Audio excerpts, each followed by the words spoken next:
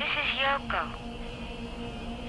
One of the most frustrating things about growing up being the son of Yoko is people's misconceptions about her and living with those. And then reading about her as being this kind of dark and angry and destructive force in the Beatles' lives and in my father's life. I would go as far as to say that I think my mom might not have gotten as much flack as she had if she had been, for instance, a blonde woman.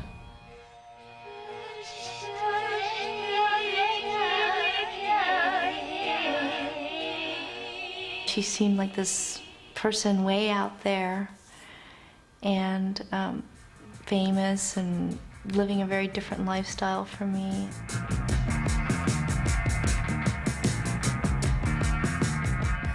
I would try to imagine what my mom's life was like. To be really honest, I don't think I had any idea at all. Yoko Ono became one of the most controversial women of the 20th century by marrying John Lennon.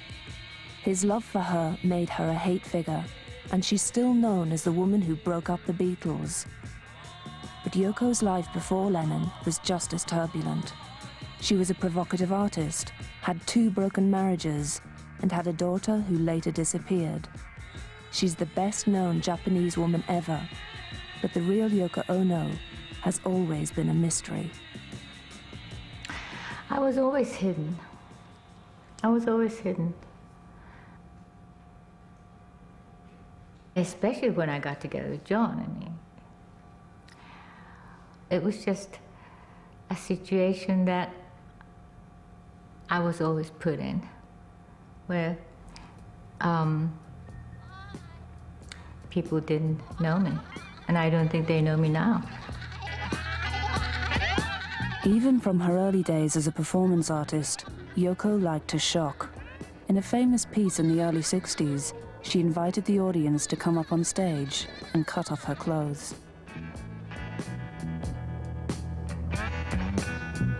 People were tremendously rattled by it.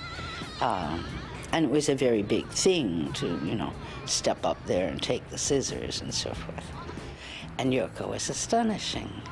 I mean, so brave, so bold, so cutting edge. Yoko once told me, if half the audience doesn't get up and leave, she hasn't done it right. Because she wants to really get to people. She wants to really make them feel. But many people have those feelings hidden, and they get angry at Yoko for making them feel like that.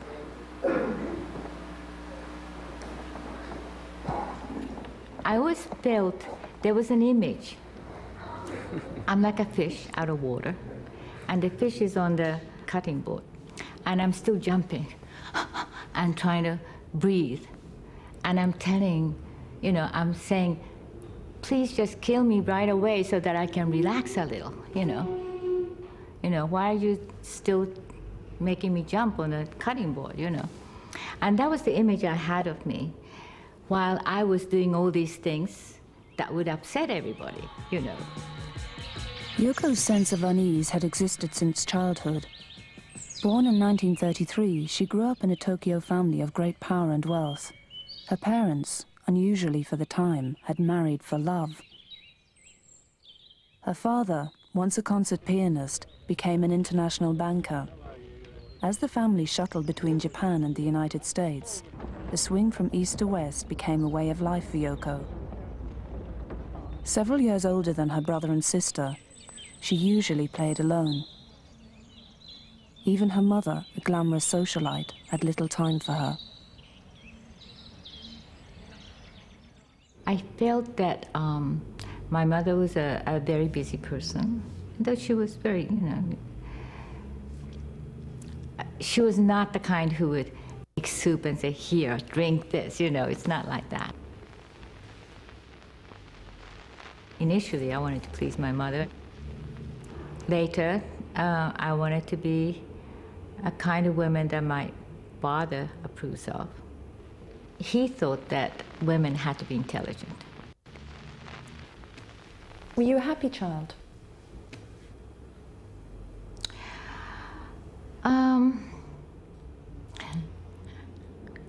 This is funny because there's 8mm film, me in San Francisco, tap dancing. And you know, wherever I go, I'm just jumping around.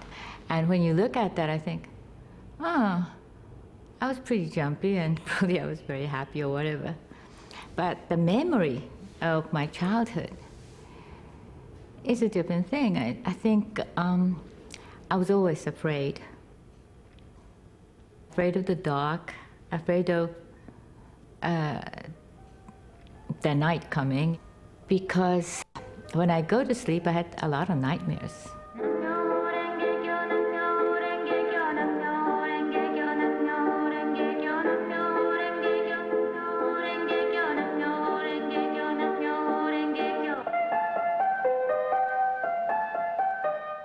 The Onos spent the war years in Japan, but then moved back to America.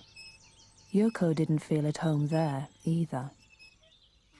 She was very quiet and retiring and kind of a little kind of wistful and wispy, you know, just kind of floating by, kind of on the edge somewhere. I was never feeling like I fit in the schools in Japan either. Never felt that. Because each time there was a reason that they felt that I was totally different from them. My strongest visual memory of her is perching in the apple tree, right on the lawn, the great lawn in front of the main building, and she'd be up there writing haiku. And that was sort of her claim to fame. Everyone knew her for that. In the mid-50s, Yoko dropped out of her smart American college and settled in Lower Manhattan, a world of drafty lofts and beatniks, where at last she found a way to express herself. Anyone who is interested could come up on the stage and try to fly off from these ladders. She thought of herself as an artist, and that was the primary thing in her life. And she was involved in, I don't know what she called them. It was possibly happenings or pieces. And you would sit there and watch her throw food at the wall. I think some of it involved cooked peas, so there'd be a great splat. And maybe that was called food piece or peas on the wall. I don't know what it was called exactly. The men were always there, and they were always chasing her, and then she was always shoving them off. I don't remember her ever having to pursue anyone. In fact, she went after my men, too, but which somehow didn't bother me. I don't know why. I thought it was funny. She was very funny. This whole huge object actually may not be here.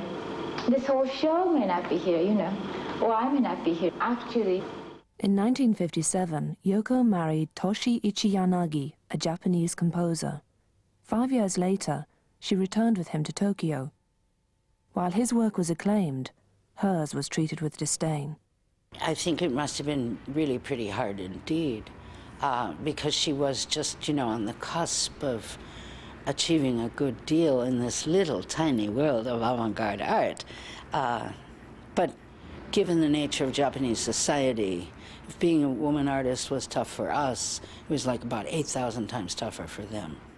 In a society, you want to be yourself, but you know that it's so hard, and they don't want you to be. So if you don't want me like this, you know, why don't you just kill me?